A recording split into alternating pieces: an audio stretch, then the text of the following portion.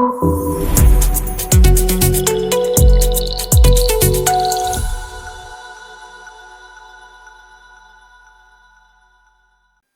matin, frères et sœurs dans le Seigneur, nous démarrons une série de prédications sur l'épître de Paul aux Galates.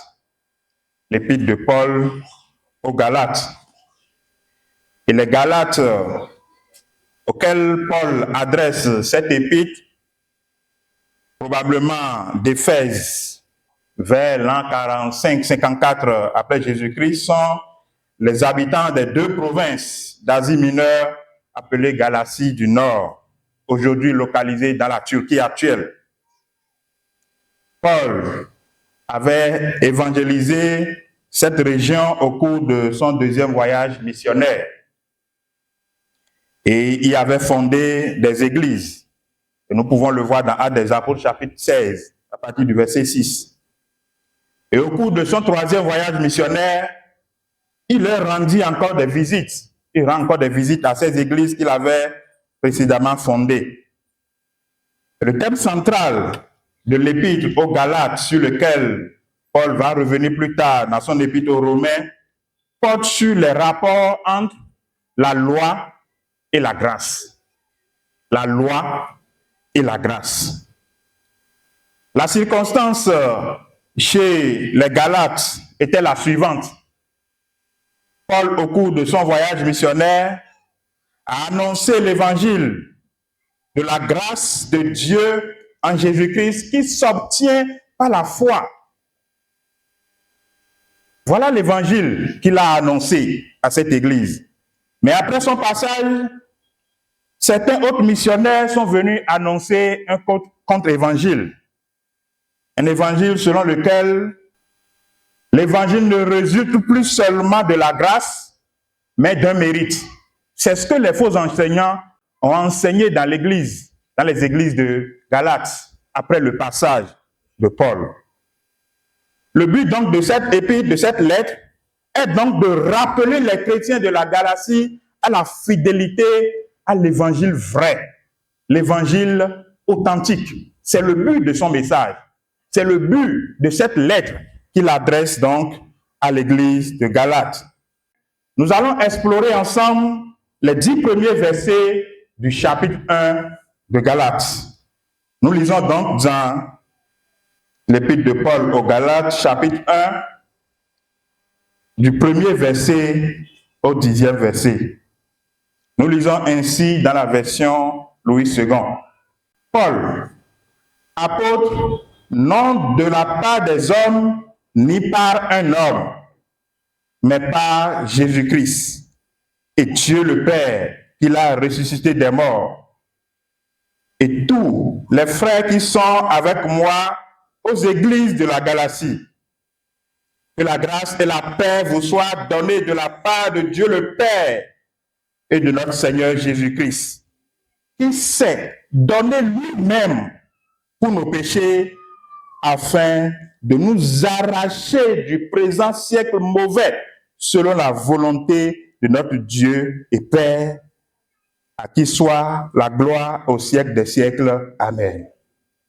Je m'étonne que vous vous détourniez si promptement de celui qui vous a appelé par la grâce de Christ pour passer à un autre évangile. Non pas qu'il y ait un autre évangile, mais il y a des gens qui vous troublent et qui veulent renverser l'évangile de Christ. Mais quand nous-mêmes, quand un ange du ciel annoncerait un autre évangile que celui que nous vous avons prêché, qu'il soit anathème. Nous l'avons dit précédemment et je le répète à cette heure. Si quelqu'un vous annonce un autre évangile que celui que vous avez reçu, qu'il soit anathème. Et maintenant, est-ce la faveur des hommes que je désire ou celle de Dieu? Est-ce que je cherche à plaire aux hommes? Si je plaisais encore aux hommes, je ne serais pas serviteur de Christ. Baissons nos têtes pour la prière. Alléluia. Amen. Peuple de Dieu, alléluia. Amen. Bien-aimés frères et sœurs, nous vivons dans une génération où tout se discute par des raisonnements. À l'université où nous sommes, on apprend à questionner toutes les vérités scientifiques, à poser des questions de recherche et à formuler même des hypothèses. Et dans la société courante, on apprend à négocier même les valeurs. Et dans le monde professionnel, on apprend à s'adapter pour réussir. Aujourd'hui, on adapte les diplômes, sinon les formations au marché. On adapte les discours au public. On adapte même la foi à la culture. Alors une question se pose à nous clairement ce matin. Peut-on adapter l'évangile sans le trahir? Est-ce qu'on pourra adapter l'évangile de Jésus-Christ sans le trahir? C'est exactement le problème que Paul affronte dans l'extrait de texte que nous avons lu ce matin. Et sa réponse est sans détour. C'est bien non. Et si je dois poser autrement cette question ce matin, je dirais, l'évangile est-il une vérité à recevoir ou un message à adapter selon le contexte de chacun? L'idée centrale du message de ce matin, c'est que l'évangile de la grâce vient de Dieu, non pas des hommes. Il repose entièrement sur l'œuvre salvatrice de Christ, ne doit pas être modifié et exige une fidélité, une loyauté totale envers Dieu plutôt qu'envers les hommes. Alléluia. Et cette idée centrale structure donc tout le texte de ce matin et je lui propose comme thème 4 caractéristiques de l'évangile de la grâce. 4 caractéristiques de l'évangile de la grâce. Je découvre dans le texte que nous venons de lire 4 caractéristiques de l'évangile de la grâce. Et la première, c'est que l'évangile de la grâce est un évangile d'origine divine et non humaine. L'évangile de la grâce est bien sûr un évangile d'origine divine et non humaine. Je le prends dans le verset 1. L'autre caractéristique, la seconde, c'est que l'évangile de la grâce est un évangile centré sur l'œuvre salvatrice de Christ. L'évangile de la grâce est centré sur l'œuvre salvatrice de Christ, dans les versets 3 et 4. Et la quatrième caractéristique de l'évangile de la grâce, c'est que l'évangile de la grâce est unique. Il est unique et non négociable. Il est unique et non négociable. Je l'ai pris des versets 6 au verset 9. Et la quatrième caractéristique de l'évangile de la grâce, c'est que l'évangile de la grâce est un évangile qui exige la fidélité totale à Dieu et non aux hommes. Alléluia. Dans le verset 10. Alléluia. Alléluia. La première caractéristique donc de l'évangile de la grâce, c'est que l'évangile de la grâce est un évangile d'origine divine et non humaine. Paul rappelle à partir du verset 1, nous lisons encore, Paul, apôtre, non de la part des hommes, ni par un homme, mais par Jésus-Christ et Dieu le Père qui l'a ressuscité des morts. Alléluia. Alléluia. On peut se demander pourquoi Paul insiste autant. Parce que bien sûr, l'évangile est menacé. Et il commence donc par rétablir l'origine même de son autorité. L'origine de son autorité. Car l'origine du message détermine sa légitimité. Lorsque j'ai poussé ma curiosité à comprendre le rôle d'un apôtre par rapport à l'évangile, j'ai compris que l'apôtre est un envoyé de Christ investi d'autorité pour édifier, pour enseigner et pour protéger l'évangile. Un apôtre donc, c'est un envoyé de Christ investi d'autorité pour établir, pour enseigner et pour protéger l'évangile. Et en affirmant solennellement qu'il est apôtre de Jésus-Christ et non par un homme, Paul nous dit non seulement qu'il est investi d'autorité pour défendre l'évangile, mais aussi l'évangile lui-même est de Christ. Alléluia. L'évangile lui-même est de Christ.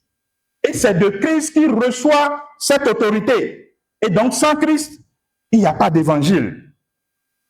L'évangile est d'origine divine parce qu'il a été révélé par Dieu, annoncé avant les hommes, transmis par le Fils, confirmé par sa puissance et inspiré par le Saint-Esprit. Sans l'Esprit de Dieu, nous ne pourrons donc pas comprendre la source, l'origine de l'Évangile.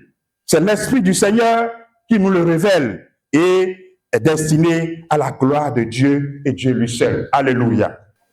Ce que je vous ai annoncé et pour lequel je suis apôtre de l'Évangile n'est pas le fruit d'une réflexion philosophique. Ce n'est pas le fruit d'une construction culturelle, encore moins d'une expérience personnelle chrétienne. Mais ce que Paul nous annonce, ce qu'il a annoncé à l'église de Galate et qu'il annonce à nous, église de Zobaguet, de CUA ce matin, c'est que l'évangile de Jésus-Christ, l'évangile de la grâce est d'origine divine. Alléluia. Ne pas comprendre cela, ne pas accepter cela, c'est la source de tous les détournements que nous observons dans la foi chrétienne. Et nous allons y revenir tout à l'heure sur plusieurs évangiles que nous connaissons aujourd'hui par les faux enseignants qui viennent embrouiller la constance chrétienne des gens dans la foi. Alléluia.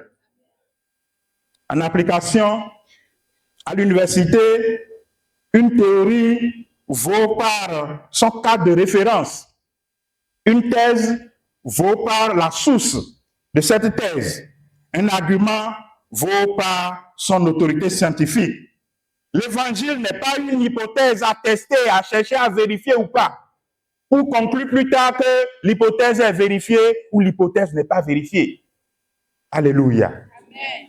Alléluia. Amen. L'évangile est une révélation à recevoir et il est source de Dieu lui-même. Et il est important que nous le comprenions comme la caractéristique principale, numéro 1, ce matin, de l'évangile de la grâce. Que tu le veuilles ou pas, l'évangile est d'origine divine. Et c'est le Saint-Esprit qui nous révèle cela. Et c'est pourquoi il est important que l'Esprit de Dieu habite en nous afin que nous puissions recevoir l'évangile de Christ dans nos vies et le confesser comme Seigneur et Sauveur personnel. Alléluia. Ta foi est-elle fondée sur une révélation biblique ou sur l'acceptation intellectuelle, sur des commentaires intellectuels de la foi? As-tu commencé à adapter l'évangile pour qu'il ne te soit plus dérangeant dans ton contexte, dans ton environnement, dans ta profession de quotidien? Que le Seigneur nous y aide. L'évangile de la grâce est d'origine divine. Paul a établi l'origine de son autorité et l'origine de l'évangile. Et maintenant, il va rappeler le cœur même du message de l'évangile. Et c'est ça la deuxième caractéristique que nous découvrons ce matin. L'évangile de la grâce est un évangile centré sur l'œuvre salvatrice de Christ. L'évangile de la grâce est un évangile centré sur l'œuvre salvatrice de Christ. Verset 3. Que la grâce et la paix vous soient données de la part de Dieu le Père et de notre Seigneur Jésus-Christ, virgule, qui s'est donné lui-même pour nos péchés afin de nous arracher du présent siècle mauvais selon la volonté de notre Dieu et Père. Alléluia. Alléluia. L'apôtre Paul, après l'adresse des salutations, a exposé le cœur même de l'évangile. L'évangile de la grâce ne commence pas par ce que nous faisons, les œuvres, ou ce que nous promettons faire, mais ça commence par ce que Christ a accompli pour nous. Alléluia. Il commence par ce que Christ a fait pour nous. Et lorsque nous regardons le verset 3 et 4, nous regardons 3 points qu'il structure l'œuvre salvatrice de Christ à la croix. D'abord, il dit Christ s'est donné lui-même, n'est-ce pas? Christ s'est donné lui-même. Et pour nous, c'est la grâce. Ce n'est pas un mérite pour nous de mériter cette œuvre de Christ, d'accepter lui-même se donner. Le dimanche dernier, nous avons vu avec l'épître aux Philippiens comment Christ, par acte d'humilité, s'est dépouillé lui-même en se rendant serviteur, en allant jusqu'à la mort de la croix, la mort la plus humiliante possible. C'est lui-même qui s'est donné. Il s'est humilié lui-même pour que nous soyons sauvés. Alléluia. La deuxième chose qu'il évoque, c'est qu'il s'est donné lui-même pour nos péchés.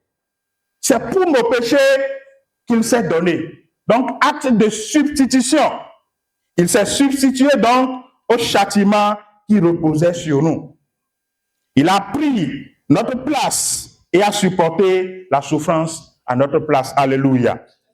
Dans 2 Corinthiens, chapitre 5, verset 2, la Bible dit que celui qui n'a point connu le péché, il l'a fait devenir péché pour nous, afin que nous devenions en lui justice de Dieu. Alléluia. Lui qui n'a pas connu de péché, il a accepté porter nos péchés. Il s'est substitué à nous pour porter le châtiment qui devait nous revenir. Alléluia. Comme illustration, dans nos cultures, quand une famille est lourdement endettée et que l'endettement pourrait même le conduire à la prison, il arrive qu'un parent se sacrifie et va même jusqu'à vendre une parcelle pour aller régler la dette de cette famille. N'avons-nous jamais appris ça? Alléluia. Amen. Pour libérer donc la dette de cette famille. Et la famille est libre, non pas parce qu'elle a travaillé, mais parce que quelqu'un s'est donné pour payer le prix afin que cette famille ne soit point livrée. Alléluia. C'est ce que Christ a fait pour nous. C'est cette œuvre salvatrice qu'il est important de rappeler dans la caractéristique de l'évangile de la grâce. Il continue. Troisième chose, pour nous arracher du présent siècle mauvais. Pour nous arracher du présent siècle mauvais. C'est la délivrance, le salut pour nous. À la croix, Dieu n'a pas ignoré le péché, il l'a jugé. Mais il a jugé sur son Fils Jésus pour que le pécheur soit sauvé. Pour que nous, pécheurs, nous soyons sauvés. Et c'est là la délivrance qui nous accorde. Et c'est là le salut qui nous accorde. Et pour finir, il dit selon la volonté de Dieu et Père. C'est bien sûr une initiative divine. Alléluia. L'évangile n'est donc pas centré sur l'homme, mais sur le Christ. La Bible dit, car Dieu a tant aimé le monde qu'il a donné son Fils Jésus afin que quiconque croit en lui ne périsse point, mais qu'il ait la vie éternelle. Alléluia. Désormais, nous pouvons entrer dans cette alliance de délivrance dès que nous confessons Jésus-Christ, dès que nous croyons à cette œuvre salvatrice importante dans le message du salut. Si nous acceptons, si nous croyons, nous serons sauvés. Alléluia. Et il va dire, tel que nous le connaissons dans Éphésiens 2, verset 8, c'est par la grâce que vous avez été sauvés par le moyen de la foi. Donc il faut croire pour bénéficier de cette grâce. Et cela ne vient pas de vous, c'est le don de Dieu, ce n'est point par les œuvres, afin que personne ne se glorifie. Comme application, à quel évangile tu as cru, bien-aimé dans le Seigneur? À quel évangile tu as cru? Pour quel évangile tu es venu dans la foi chrétienne? Si tu es venu dans la foi chrétienne en croyant à un autre évangile que celui de la croix, manifesté en Jésus-Christ, ce n'est pas le bon. Il faut te remettre en cause et revenir véritablement à Jésus-Christ et le confesser comme Seigneur et Sauveur personnel. Alléluia. Tu peux réussir académiquement, professionnellement, même socialement être une personne de grande influence et pourtant être esclave du péché. L'évangile de Jésus-Christ ne nous promet pas que nous serons riches, nous serons extraordinaires, nous serons premiers, nous serons ci, nous serons ça. Si donc, ici ce matin, tu n'as pas encore cru à cette œuvre salvatrice de Jésus-Christ pour l'humanité, cette parole s'adresse à toi maintenant. Cette parole s'adresse à toi, bien-aimé dans le Seigneur. Viens à Jésus. Accepte que tu es pécheur. Accepte et crois en son œuvre salvatrice qu'il a accomplie pour nous, que Paul vient de nous décrire. Et sa grâce se manifestera dans ta vie et tu seras sauvé au nom de Jésus. Si tu avais déjà confessé Christ comme véritable, par l'évangile véritable, poses-tu la question de savoir, est-ce que je continue d'être émerveillé par la croix de Christ ou bien désormais je suis plein dans les œuvres? Je crois désormais que ce n'est pas les œuvres que je pourrais être sauvé. C'est important pour vous et moi. Si l'évangile vient de Dieu et s'il repose sur l'œuvre salvatrice de Christ, alors personne n'a le droit d'y toucher. Personne n'a le droit de modifier quelque chose. Et c'est là que Paul devient dur dans son message à l'église de Galate. Et c'est la troisième caractéristique. L'évangile de la grâce est un évangile unique, non négociable. L'évangile de la grâce est un évangile unique et non négociable dans les versets 6 jusqu'au verset 9. D'abord, verset 6-7, nous lisons. Je m'étonne que vous vous détournez si promptement de celui qui vous a appelé par la grâce de Christ pour passer à un autre évangile. Non pas qu'il y ait un autre évangile, mais il y a des gens qui vous troublent et qui veulent renverser l'évangile de Christ. Alléluia. Paul défend ici avec vigueur, dans un premier temps, l'unicité de l'évangile de la grâce. L'évangile de la grâce est unique. Il fait remarquer la promptitude avec laquelle les Galates se sont détournés de celui qui les a appelés par la grâce de Christ. En réalité, ce n'est pas que les Galates sont devenus subitement athées ou incroyants. Ils ont légèrement modifié, accepté des modifications qui ont été introduites par des faux enseignants. Ils ont permis à ce que les faux enseignants s'introduisent et enseignent que la foi seule ne suffit pas. Ce n'est pas seulement par la grâce qu'on est sauvé, mais aussi il faut respecter la loi. Non seulement la loi, mais c'est par les œuvres qu'il faut être sauvé.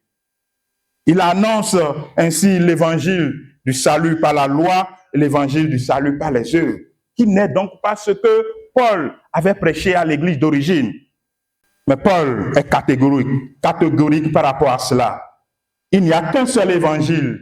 Et modifier l'évangile, c'est l'abandonner, c'est se détourner pour aller vers autre chose. Aujourd'hui, la situation est pire qu'au moment où Paul était en train d'écrire cette lettre à l'église de Galate. Et ces faux enseignements, ces faux évangiles sont légion aujourd'hui. Et nous pouvons les voir. L'évangile de la prospérité, par exemple, il déplace le centre de Christ vers l'argent. Tu ne peux pas être chrétien et être pauvre. Alors que ce n'est pas ce que l'évangile a dit. Il y a aussi l'évangile de l'identité culturelle. Oui, tu peux venir à Christ et pourtant garder tes anciennes pratiques occultes. Oui, cela s'enseigne. L'évangile de l'identité culturelle. Oui, tu peux continuer à faire le phare. C'est culturel, c'est notre identité. Oui, voilà de faux enseignements, de faux enseignants qui s'introduisent dans la communauté aujourd'hui, dans le corps de Christ aujourd'hui. Oui, tu peux venir à Christ et toujours garder ton identité culturelle. Il y a l'évangile sans repentance. Dieu est amour. Donc le péché n'est pas un problème. Il a déjà pardonné le péché originaire. Donc tout le monde, nous pouvons vivre comme nous voulons. L'évangile sans repentance, il est répandu aujourd'hui et nous pouvons le constater. L'évangile de la popularité, il faut adapter le message à la population pour les conforter, pour que les gens ne se sentent pas frustrés, pour que les gens ne se sentent pas dérangés, pour garder la masse dans la communauté. Autant d'évangiles qui existent aujourd'hui, qui embrouillent la constance des gens dans la foi. Et comme illustration, un médicament ne guérit pas parce qu'il porte un bon nom, mais parce que sa formule de composition est exacte. Changer légèrement la formule de composition d'un paracétamol et ce qui devra soigner devient très dangereux. Si celui qui prépare le médicament comme paracétamol change la formule de sa composition, il n'obtient plus du paracétamol, mais il obtient une substance dangereuse. De la même manière, l'évangile ne sauve pas parce qu'il est populaire, mais parce qu'il est vrai. Et modifier l'évangile et ce qui devrait sauver devient mortel à la foi en Christ. Alléluia. Alléluia. Tout message qui promet la bénédiction du Christ sans la croix de Christ n'est pas l'évangile de Christ, n'est pas l'évangile de la grâce. Et vous et moi, nous devons comprendre et accepter ces choses pour ne pas faire partie de ceux-là qui sont détournés de la foi et balancés à gauche et à droite et courant derrière les miracles. Dans un second temps, dans les versets 9, 8 et 9, nous pouvons le relire, versets 8 et 9. Mais quand nous-mêmes, quand un ange du ciel annoncerait un autre évangile que celui que nous vous avons prêché, qu'il soit anathème. Nous l'avons dit précédemment et je le répète à cette heure. Si quelqu'un vous annonce un autre évangile que celui que vous avez reçu, qu'il soit anathème. Alléluia. Alléluia. La sévérité des propos de Paul ici montre combien il est important de garder l'unicité de l'évangile de Christ sans le détourner quand nous l'enseignons ou quand nous le mettons en application. Il a été sévère dans ses propos. Il dit, même si un ange de Dieu venait pour annoncer un autre évangile que celui que je vous ai prescrit, qu'il soit maudit. Anathème veut dire c'est une chose de malédiction. Que toute personne qui vient, par quel titre que ce soit, pour annoncer un autre évangile que celui que l'apôtre Paul a prêché à l'église, qu'il soit source de malédiction. Il dit, même un ange de Dieu n'a pas le droit de modifier l'évangile, qu'il soit prophète, qu'il soit pasteur, qu'il soit prédicateur, influenceur, bishop, daddy, comme on l'entend souvent, est frappé de malédiction quiconque modifie l'évangile de Christ pour son intérêt personnel. Alléluia. Et comme application ce matin, chacun doit se poser la question de savoir, suis-je impressionné par les titres des personnes qui nous entourent aujourd'hui et qui, par leur influence, nous détournent de l'essentiel, nous détournent de la vérité?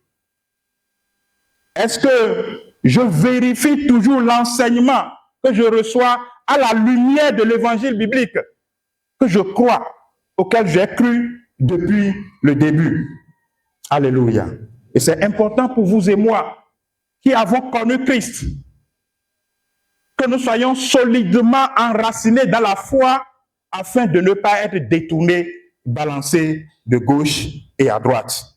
Et la dernière caractéristique, après l'origine divine de l'évangile et un évangile centré sur l'œuvre salvatrice de Christ et l'unicité de l'évangile, c'est que l'évangile de la grâce est un évangile qui exige une fidélité totale à Dieu et non aux hommes. L'évangile de la grâce exige une fidélité totale à Dieu et non aux hommes. Paul termine dans le verset 10 avec deux questions auxquelles chacun de nous doit répondre ce matin. Voici les deux questions. Est-ce la faveur des hommes que je désire ou celle de Dieu? Ou encore, est-ce que je cherche à plaire aux hommes ou bien à Dieu? Que chacun dans son cœur commence par méditer sur ces deux questions qu'il a posées. Mais lui, sa réponse a été catégorique. Paul ne cherche pas à être populaire.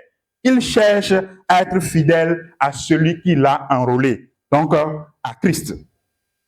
L'évangile de la grâce ne cherche pas l'approbation humaine, mais l'obéissance fidèle à Dieu. Tu as accepté l'évangile de la grâce, c'est bien. Es-tu prêt à obéir, être fidèle à Christ jusqu'à son retour? C'est ça la véritable question. Et comme illustration, le vendredi dernier, le pasteur nous racontait le cas d'un pasteur qui relativisait la polygamie dans l'Église, n'est-ce pas? Après l'enseignement pointu donné par un ancien de la communauté sur le sujet. Il vient conforter les polygames qui sont dans l'Église parce qu'il estime que ces derniers constituent une source importante de ressources financières et matérielles pour lui. Et pour cette raison, il essaie de relativiser l'Évangile. Ce n'est pas pour ça que vous et moi, nous sommes appelés. Alléluia.